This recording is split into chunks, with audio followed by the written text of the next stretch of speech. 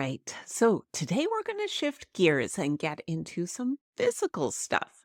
So, as you know, I always say the first step to tapping into the power of this transition is to address symptoms.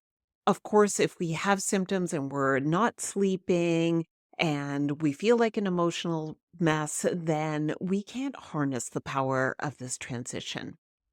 Now, what makes me maybe a little different from some of the other voices out there is that I see symptoms as a sign of deeper imbalances. When hormones drop, all sorts of stuff that was slightly out of balance before can go crazy out of balance during this transition.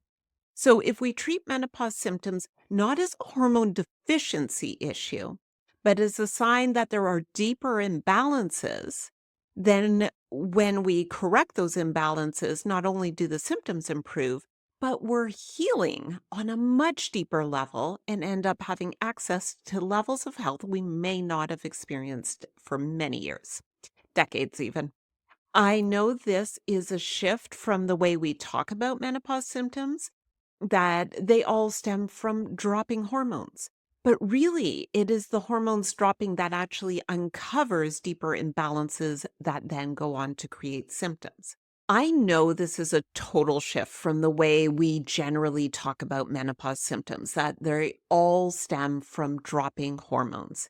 But really, it's the hormones dropping that uncover these deeper imbalances that then go on to lead to symptoms. So think about it in this way. There is a large body of scientific literature that shows an improvement in menopause symptoms with things like meditation and exercise and diet change. In fact, there's this one study done on the low fat vegan diet showing it was as effective as hormone therapy in reducing menopause symptoms. How crazy is that? So, what's happening? Well, obviously, stress reduction, exercise, meditation, or eating a lot more fruits and veggies and beans and whole grains, nuts and seeds is not going to actually change your hormone levels in menopause. They're dropping and it's not going to miraculously restore them. There are no hormones in those activities or in those foods. So, symptoms are still improving. So, we have to ask the question, why is that? Well, again, what these things have in common is that they are actually healing to the body. With these lifestyle changes, the body is able to heal, reduce stress. Exercising and eating lots of anti inflammatory foods rich in vitamins and minerals allows the body to heal. And as deeper imbalances then heal, symptoms improve. So, today I want to talk about one of these deeper imbalances that I often find in clinic with the women that I'm working with in terms of their hormone symptoms. And it is, in fact, a hormone imbalance, but it has nothing to do with estrogen or progesterone.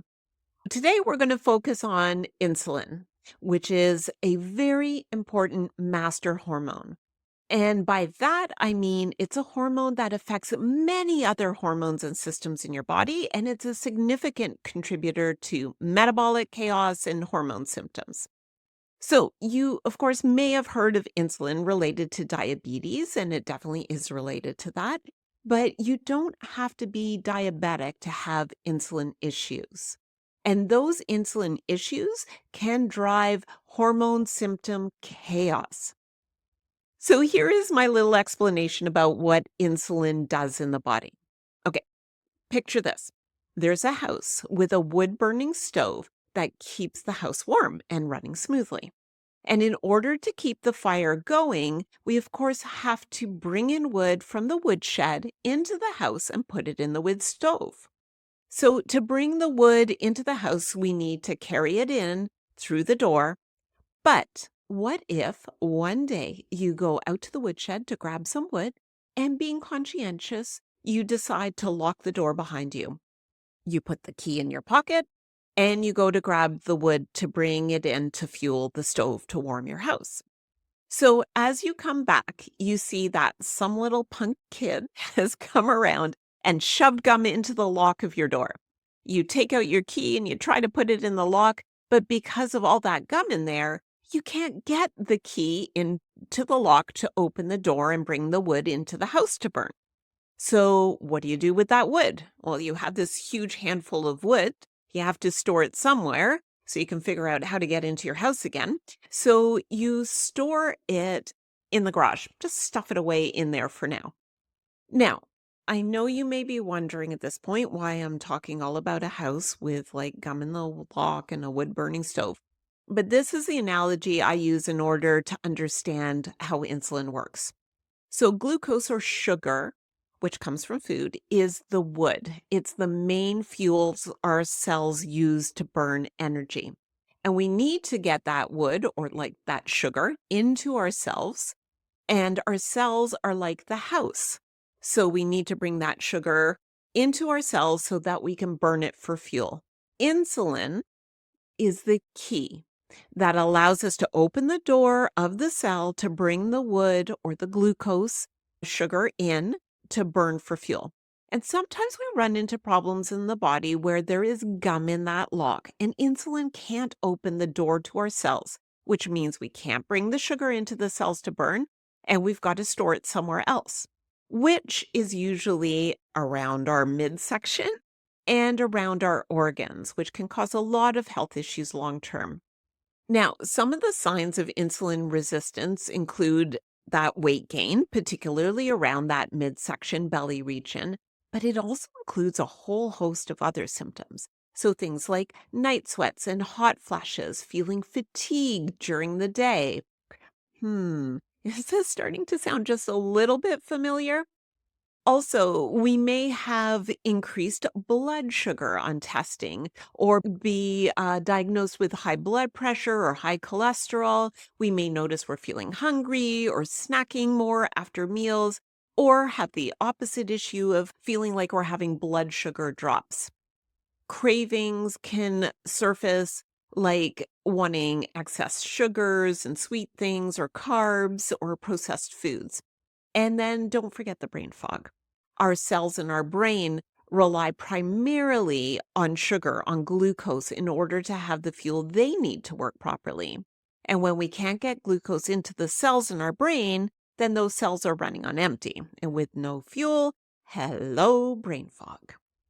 These are all signs that insulin resistance may be an issue. Again, meaning that insulin, the key, can't get into the lock because it's all gummed up, so we can't get that sugar into our cells. So, why are we talking about insulin when it comes to perimenopause and menopause? Well, insulin can cause a lot of symptoms as well as chaos with a lot of other hormones. So, high insulin can cause an excess of estrogen or what's called estrogen dominance in perimenopause and even in menopause. It can also decrease testosterone, which can lead to difficulty losing weight. It can affect a hormone called leptin, too. Leptin is the hormone that tells us we're full and satisfied and that we should stop eating. So, with insulin resistance, we often don't feel full or we overeat. When we become insulin resistant, our body starts producing more and more insulin. It's like when we can't put that key in the lock to open the door, our body starts producing more and more keys, which means basically more and more insulin in the hopes that one of those keys will eventually work. And the higher the insulin, the slower our metabolism is going to be. And the more weight we find we put on, and we will also potentially be experiencing things like those hot flashes I just mentioned, fatigue, difficulty concentrating, and the weight gain. All of these are early symptoms of insulin resistance. Now, they're not the only cause of these symptoms, but many of the women that I work with definitely on lab work have insulin resistance. And we find as we bring that into balance, a lot of their symptoms decrease. And did you know insulin resistance also plays a role in things like early wrinkle formation, exhaustion, and inflammation, sugar cravings, and even chronic illnesses that it can appear later in life? So, if a woman's trying to lose weight by eating less and less and exercising more and more and unable to lose weight, We may have a hormone problem going on here, and that hormone may be insulin, not other hormones. Now, what causes insulin resistance? Well, gum in the lock, forcing our body to create more and more insulin, which then disrupts our hormones and causes us to store fuel in the wrong places. There are a couple of primary causes, and one of them is stress. The stress hormone cortisol, when it spikes, causes insulin resistance, and so insulin goes up. Another cause of insulin resistance is overeating simple sugars. So things like complex carbohydrates, which mean whole grains and oats and beans and lentils, all lower insulin resistance. But it's the simple carbohydrates like the white flour and the sugar and things like that that can lead to insulin resistance over time. And then the third thing most people don't know about is fat. Too much fat, and especially the wrong kind of fat, really gums up those locks. So, what I usually do is have my patients stick with healthy fats, things like olive oil, nuts, and seeds, and reduce a lot of the other fats for a while. Things like the cheese and the butter and the red meat do a wonderful job with their heavy, saturated fats gumming up the locks. Now, back to stress hormones and the hormone cortisol. I personally saw the mechanism of how cortisol would actually spike my blood sugar. For a time, I actually tried intermittent fasting because I was wearing a blood sugar monitor. I was able to see what happens to my blood sugar throughout the day. Interestingly, intermittent fasting was actually stressful on my body and spiking cortisol, my stress hormone, which then in turn raised my blood sugar. So I wasn't eating until close to noon, and yet my blood sugar was spiking high when I tried intermittent fasting. So I hadn't eaten anything, and this blood sugar monitor showed my blood sugar was going sky high with no food in my system. So that was directly cortisol. And then when I went back to eating 3 meals a day, my body no longer was stressed out and my blood sugar stayed nice and stable. Pretty interesting, right? Now, of course, there's some people who do really well for intermittent fasting, but I must say the majority of women who come into my practice, I find aren't necessarily doing really well with that. So I guide them back to eating 3 meals a day. And if we're going to extend the period of time they're not eating, it's better to get in those 3 meals, close down dinner earlier, and then not eat till the next morning so that we're fasting overnight. So, how do you know if insulin resistance is an issue? Again, I gave you a lot of symptoms, which of course could go along with insulin resistance, but they could also go along with other things. So, it's really important to identify whether the symptoms are truly being caused by insulin resistance. So, when I'm addressing hormones for women in my clinic, particularly around menopause, and especially if there's been weight gain around the middle, testing, blood testing can be very helpful in determining if insulin resistance is part of the problem. And the three main tests I look at are something called hemoglobin A1C, fasting glucose, and fasting insulin. These are simple blood tests that any person should be able to have done by their health professional. So, to go through those, hemoglobin A1C, also called rolling blood sugar, is a measure of blood sugar over 3 months. Over those 3 months, has your blood sugar been staying nice and stable, or has it been spiking and going up and down on a roller coaster ride? In which case, that hemoglobin A1C level will be higher. And I personally like to see it around 5 to 5.2 in order to see that a person isn't having a lot of spikes in their blood sugar. But I will say, many people do have a very good hemoglobin A1C, so a very good average blood sugar. And even their fasting blood sugar might be beautiful and normal, yet they are very insulin resistant. So, fasting blood sugar is how much sugar is in your blood without eating. So, that could be totally normal. And then your fasting insulin is all about how much insulin your body needs to produce to keep your blood sugar at that normal level. So if you need lots and lots and lots of insulin to keep your blood sugar at a normal level, well, we probably have some gum in the locks, and the body is overproducing insulin to keep your blood sugar in that normal range, meaning insulin resistance. So the body is producing lots and lots of insulin to keep blood sugar down. So the blood sugar looks normal on testing, and the hemoglobin A1C looks normal on testing. And it's not until you dive deeper that you see there's hidden insulin resistance showing up. To figure out if a patient has insulin resistance, I take those numbers, the fasting blood sugar and the fasting insulin, and I put it into an insulin resistance calculator called the HOMA IR calculator. This calculator tells you if you have insulin resistance and how severe it is. And I'll link it in the show notes so that if you get your values done, you can put them in there. Even if you don't have the opportunity to do testing, you usually can bet that there's some level of insulin issues going on if you're having weight gain around the middle and that changing diet and changing exercise is not resulting in any sort of weight loss. Personally, for me, I found blood sugar issues were a big part of my hormone mayhem. I have always been a small person, but during menopause, I started to see that wonderful middle age spread around my belly. What I found really interesting was my weight actually stayed the same during this time. And yet I'd gone up 2 or 3 pant sizes. Like, how crazy is that? So I have a scale that measures not just weight, but percent body fat. And my body fat had gone up from the low end of normal to the highest end of normal. In other words, during the menopause transition, I had lost muscle and put on fat. Awesome.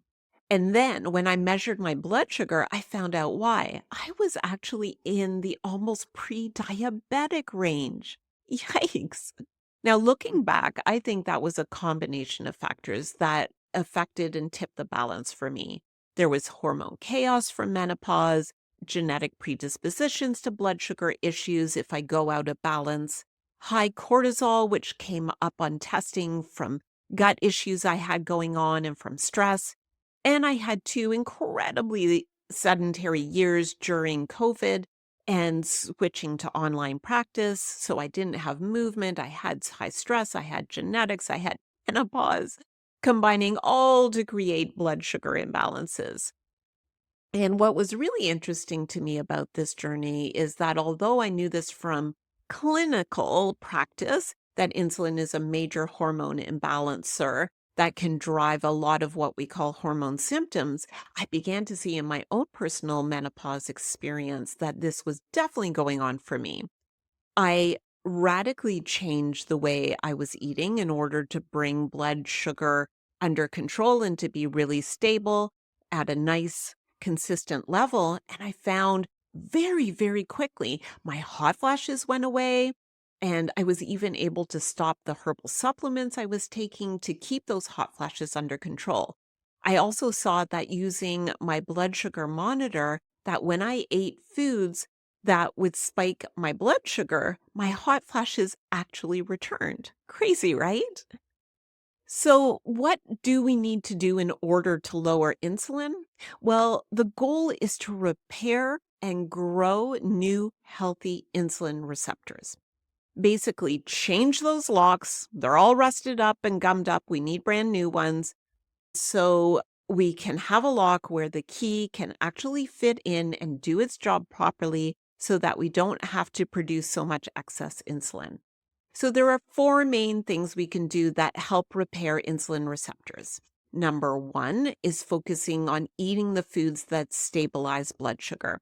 That means eating really clean proteins, healthy fats, slow burning carbohydrates.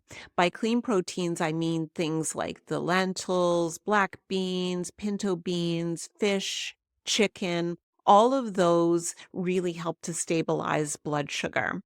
And by healthy fats, what I'm referring to are things again like the nuts, the seeds, the olive oil. the fat that's found in fatty fish and those omega-3s. The best fish are the ones that are called smash fish, which stands for salmon, mackerel, anchovies, sardines, and herring. They have a lot of those omega-3s, and I know they're really stinky, but if you like any of those are a better choice, but certainly other fish are fine as well too. And then there's the slow burning carbs. The biggest food group here is veggies. Lots and lots and lots of veggies. I'm usually telling my patients up to 4 to 5 cups a day can really help balance blood sugar levels.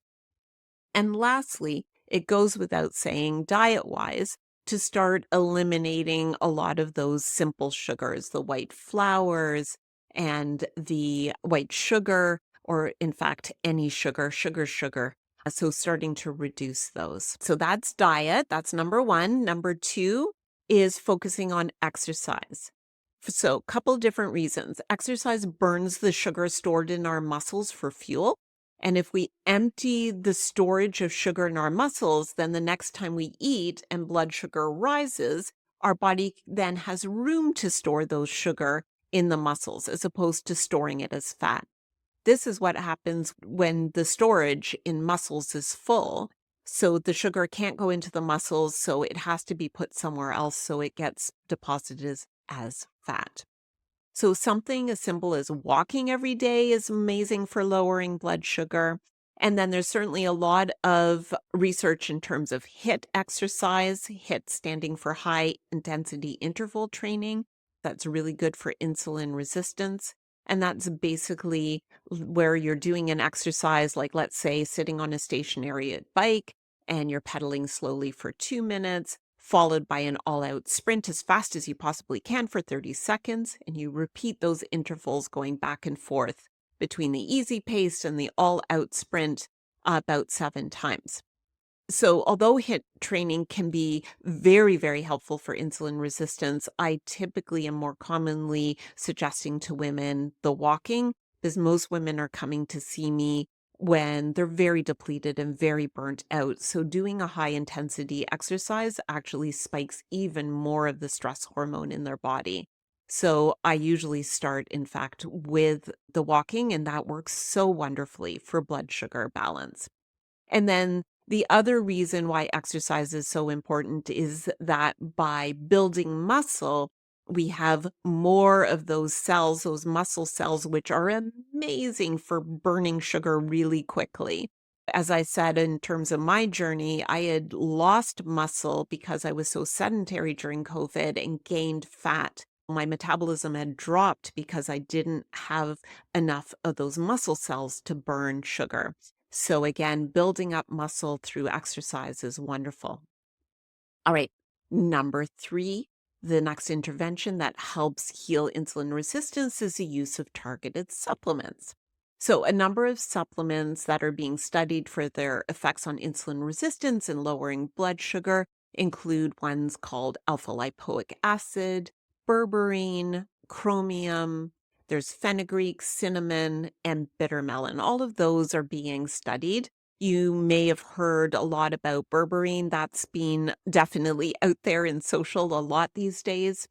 And a lot of those supplements I use certainly like in practice, and there's combinations of them in certain blood sugar lowering supplements that I have found to be a helpful add-on for people. So supplements, again, as I always say to my patients, only supplement what we're already doing diet and exercise wise. By themselves, I don't find they work unless we get those diet and lifestyle changes happening at the same time. Again, before you start thinking, but again, before starting any supplements, be sure to check with your health practitioner who knows your health history and any medications you're on so you can be sure that there's no interactions. All right, number four, fourth and final intervention is stress reduction. So I've mentioned that stress causes cortisol to spike, and cortisol, our stress hormone, when it goes up, like I described with my experiment with intermittent fasting, creates higher levels of insulin.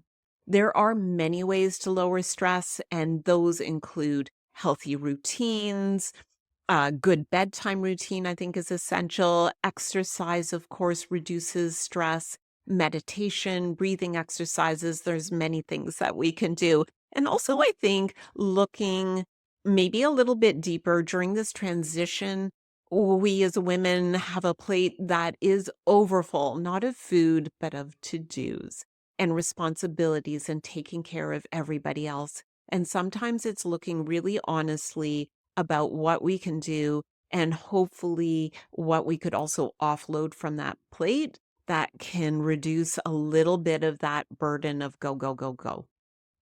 All right. So hopefully you've learned a little bit about one of the bigger, deeper imbalances that can cause perimenopause and menopause symptom chaos. Drop me a line and let me know if you like the episode. And if you want to learn more about the main strategies I use to address the physical symptoms, then you can download my hormone guide at masteringmenopausemethod.com/guide. All right, my friends, be sure to hit subscribe so you don't miss the next episode. Have an absolutely amazing day and stay fabulous.